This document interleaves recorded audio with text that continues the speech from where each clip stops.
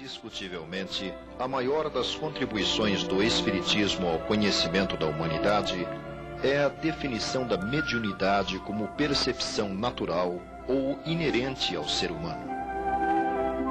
Através dela, os espíritos desencarnados se manifestam em todos os pontos da Terra, se revelando entre pessoas de todas as idades e condições sociais, entre homens e mulheres, entre crianças e velhos. Dentro da abrangência que o tema comporta, encontramos como ponto de destaque a incidência da perturbação espiritual ou obsessão, problema que envolve toda a criatura humana em processo de aperfeiçoamento.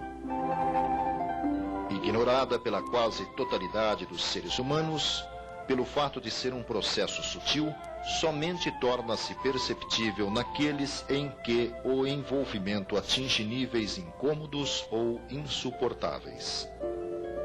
Contribuir para o melhor entendimento da questão é o objetivo deste programa.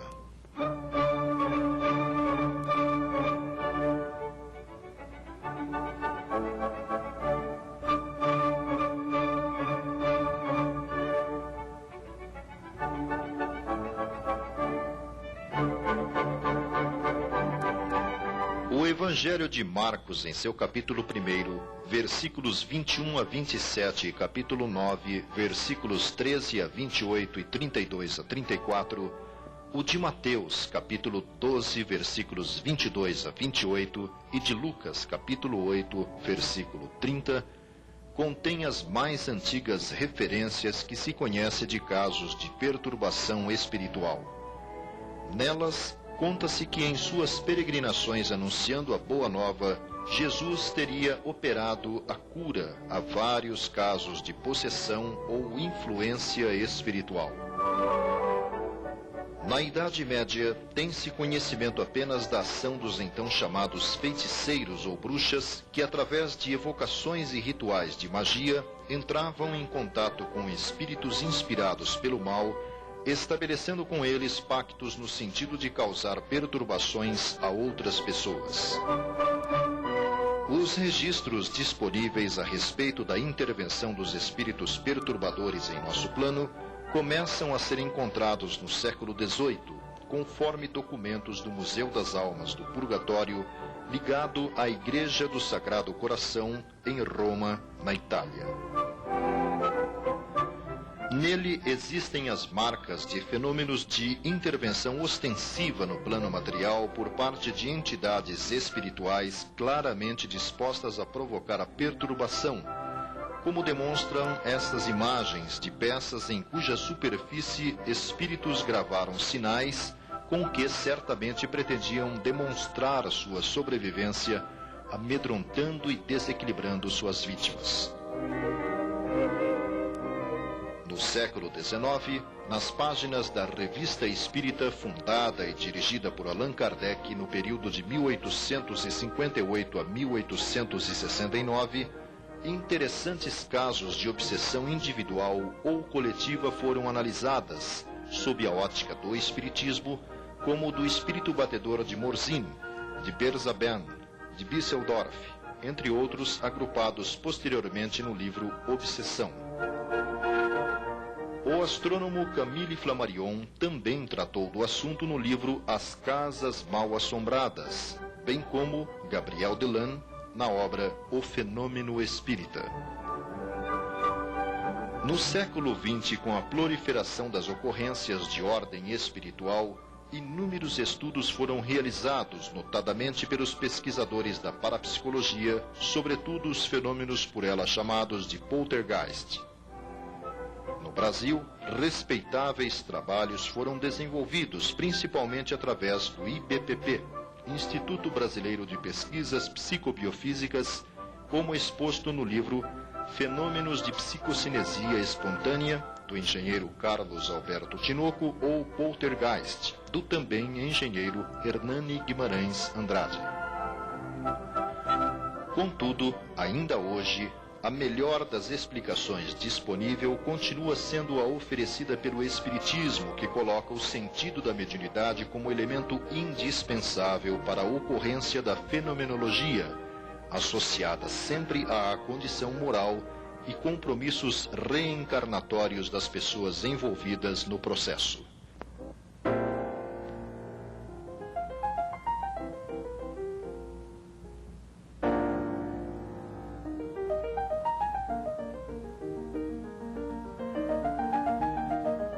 Allan Kardec define obsessão como a ação persistente que um espírito mau exerce sobre um indivíduo. Apresenta, segundo ele, caracteres muito diferentes, desde a simples influência moral, sem sinais exteriores visíveis, até a perturbação do organismo e das faculdades mentais. É problema de mente a mente ou de mentes para outra mente, e, consequentemente, uma questão de atitudes mutuamente assumidas.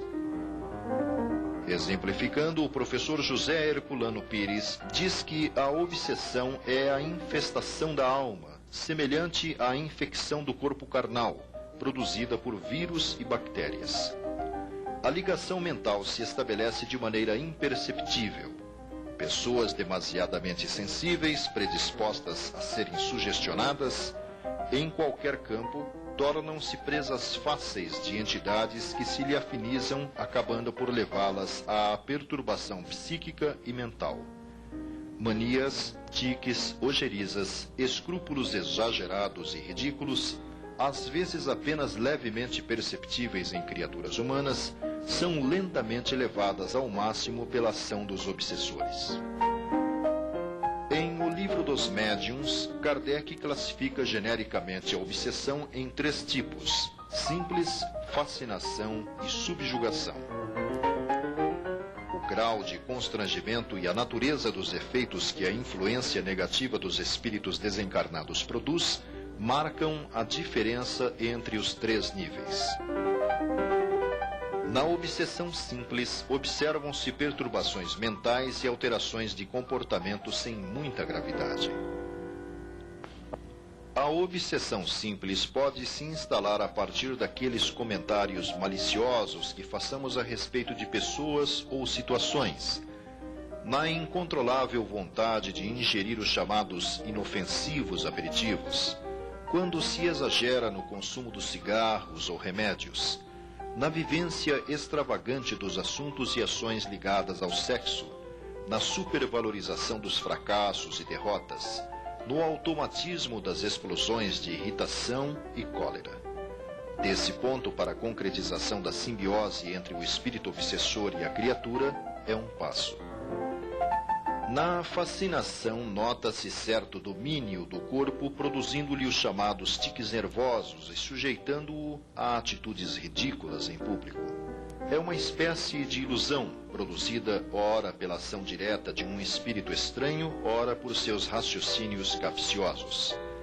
Esta ilusão produz um engano sobre questões fáceis, falseia o julgamento e leva o indivíduo a interpretar o mal pelo bem, tomando decisões frequentemente absurdas e comprometedoras que, por uma espécie de ilusão, julgará sensatas. Nesse campo, podemos enquadrar muitos casos de homicídios, crimes passionais, agressões físicas. Como exemplo, temos o caso de um jovem do interior de São Paulo que começou a sentir fortes dores num dos lados do pescoço, sofrendo uma gradual pressão para o lado direito. Ao ser fotografado, a imagem revelou a presença de uma entidade espiritual ligada a ele, o que presumivelmente causava-lhe as incômodas sensações. Incluem-se também muitos casos de impulsos suicidas, como podemos constatar pesquisando os livros Memórias de um Suicida e Sublimação, contendo relatos de espíritos que os transmitiram pela médium Ivone Pereira. Na mesma situação, podemos enquadrar um cidadão do interior de Goiás, que ao ver esta foto com que pretendia registrar seu segundo casamento, confessou ter cometido ocultamente um homicídio contra a primeira esposa, presente horizontalmente na imagem, e uma filha, apesar de haver simulado ter sido abandonado por elas. Já na subjugação, instalou-se o domínio hipnótico do corpo e alma, através de um processo de fascinação que deforma a personalidade. Estreitou-se uma ligação moral que paralisa a vontade de quem a sofre, impelindo a pessoa às mais absurdas ações e, por vezes, às mais contrárias ao seu próprio interesse. Geralmente, é diagnosticada por médicos não espíritas como demência ou alienação mental. Entre os exemplos curiosos de subjugação, temos um da década de 60 envolvendo Lucrécia Maria Januário, da cidade de Lorena, estado de São Paulo. De seu corpo começaram a surgir agulhas, cujas pontas, sempre voltadas para fora, repentinamente se salientavam. Tal processo, comprovado por radiografias de seus braços e antebraços, somente foi sanado com a doutrinação do espírito que provocava, por vingança, tais efeitos físicos.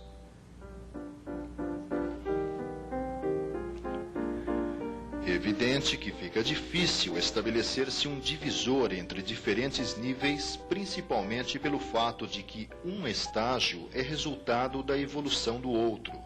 Tudo começa pela obsessão simples, degenera para a fascinação e culmina na subjugação, podendo projetar seu portador aos quadros patológicos da loucura. Médicos estudaram o problema, como o doutor Adolfo Bezerra de Menezes Cavalcante, que descreveu suas conclusões no livro A Loucura sob Novo Prisma, ou o psiquiatra Inácio Ferreira, que por vários anos acompanhou casos no Sanatório Espírita de Uberaba, publicando o resultado do trabalho na obra Novos Rumos à Medicina, bem como demonstrando a ligação entre obsessão e reencarnação em A Psiquiatria em Face da Reencarnação.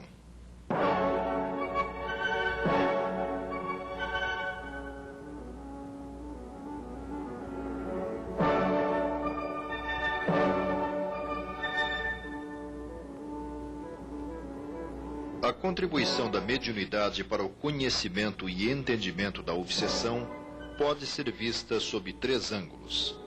Primeiro, através dela se evidencia a existência do processo de perturbação. Segundo, ela é canal para que uma quantidade cada vez maior de informações e esclarecimentos componham uma riquíssima bibliografia técnico-espírita. Objetivamente, pelo médium Francisco Cândido Xavier, surgiram os livros Libertação, Sexo e Destino, Nos Domínios da Mediunidade, todos organizados pelo espírito André Luiz, expondo processos sutis e complexos do envolvimento espiritual. A médium Ivone Pereira legou-nos importantes contribuições como Dramas da Obsessão e a série iniciada com Nas Voragens do Pecado, desdobrada em O Drama da Bretanha e O Cavaleiro de Lumières. Merecem ser conhecidos também os trabalhos do espírito Manuel Filomeno de Miranda, transmitidos ao médium Divaldo Pereira Franco, composto dos livros Nas Fronteiras da Loucura, Painéis da Obsessão, Grilhões Partidos, Tramas do Destino e Loucura e Obsessão. E terceiro, a mediunidade é recurso fundamental na terapia desobsessiva, seja através da aplicação do passe, seja da manifestação da entidade desequilibrada, o que permite a palavra de esclarecimento e conforto aos espíritos envolvidos no problema.